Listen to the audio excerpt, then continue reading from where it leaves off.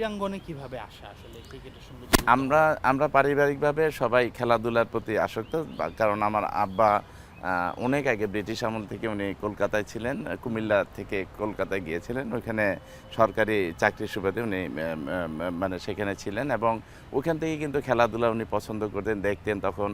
এবং তারপরে বাংলাদেশে স্বাধীন মানে 1947 সালের পরে কিন্তু আমরা ঢাকায় আসি, এবং তারপর থেকেই কিন্তু আমাদের এই মানে খেলাধুলার প্রতি যে একটা আসক্তি। আমার ভাই, আপনার জানেন, আমার ইমিডিয়েট বড় ভাই, সেই খেলাধুলায় ফুটবলার ছিলেন, জাতীয় দলের ফুটবলার ছিলেন। আমিও খেলাধুলায় বেশ পারদর্শী ছিলাম।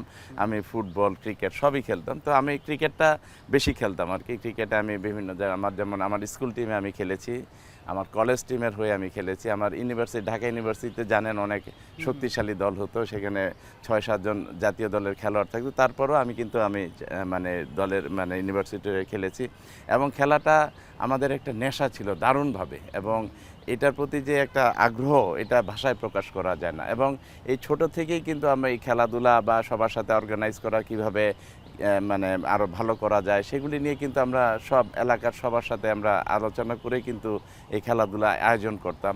এবং আস্তে আস্তে কিন্তু আমি একজন সংগঠক হয়ে যাই, কারণ খেলা ছাড়ার পরে, বিশেষ করে আমি বলবো যে আমি 1992-এর পর থেকে আস্তে আস্তে আমি ক্রীড়া সংগঠক হয়ে যাই, এবং মানে ক্রিকেট বোর্ডের সাথে সম্পৃক্ত, মানে কাউন্সিলর, প্রথম নির্বাচনে আমি কাউন্সিলর হই, এবং তারপর থেকে কিন্তু আমি ক্লাবের সাথে জড়িত এবং একজন সংগঠক হিসেবে পরিচিতি লাভ করি।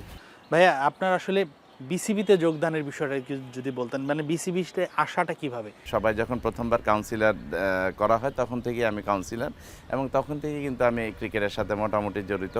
এবং তারপরে 2001 সালের পরে আমি সরাসরি জড়িত হই, এবং আমি গ্রাউন্ডস ফ্যাসিলিটিস ম্যানেজমেন্ট কমিটিতে কাজ করি মানে আমি মেম্বার সেক্রেটারি ছিলাম, তারপরে নির্বাচন করে জয়েন্ট সেক্রেটারি হয়েছি, গ্রাউন্ডস ফ্যাসিলিটিসের চেয়ারম্যান হয়েছি। এবং সবচেয়ে ভালো লেগেছে যে আমি চেয়ারম্যান থাকাকালীন সময় কিন্তু বাংলাদেশে অনেকগুলি আন্তর্জাতিক স্টেডিয়াম হয়েছে, যেমন আমি বলি বগুড়া শহীদ চান্দ স্টেডিয়াম, খুলনা স্টেডিয়াম, তারপরে আপনার চট্টগ্রাম বিভাগীয় স্টেডিয়াম যেটা আছে, তারপরে আপনার ধরেন এই ফতুল্লা স্টেডিয়াম পড়েছিল, সেটাকে আন্তর্জাতিক ভেন্যুতে রূপান্তরিত করেছি।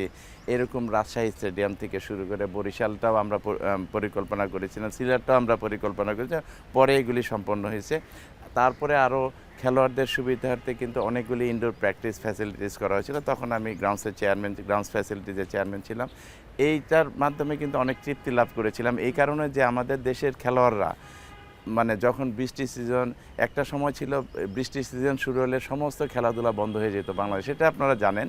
কিন্তু আমাদের দেশে আমরাই প্রথম মানে শুরু করেছি যে ইনডোর যদি আমরা তৈরি করে দিই কয়েকগুলি, সেখানে কিন্তু আমাদের ছেলেরা সারা বছরই অনুশীলন করতে পারে, এবং সেটা করার ফলে কিন্তু আমাদের ছেলেরা সারা বছর অনুশীলন করে আজকে কিন্তু অনেক খেলোয়াড় কিন্তু বেরিয়েছে, আপনি দেখেন এটা। তারপরে ধরেন এই যে ক্রিকেটে আসার পিছনে আমাদের আধুনিক ক্রিকেটের রূপকার মরহুম আরাফাত রহমান কোকো, ওনার যে নেতৃত্ব ছিল, ওনার নেতৃত্বে আমি কাজ করেছি। উনি বোর্ডে ছিলেন, একটা ডেভেলপমেন্ট কমিটির চেয়ারম্যান, এবং উনি যে আমাদের ইন্সপায়ার করতো যে কাজের প্রতি এবং সততার সহিত কাজ করা, সেটা কিন্তু উনি দেখিয়ে দিয়েছেন যে কোনো জায়গায় কাজ করতে হলে কিভাবে সততার সহিত, যদি নিষ্ঠার সহিত যদি কাজ করা যায়, সেখানে সাকসেসফুল হওয়া যায়।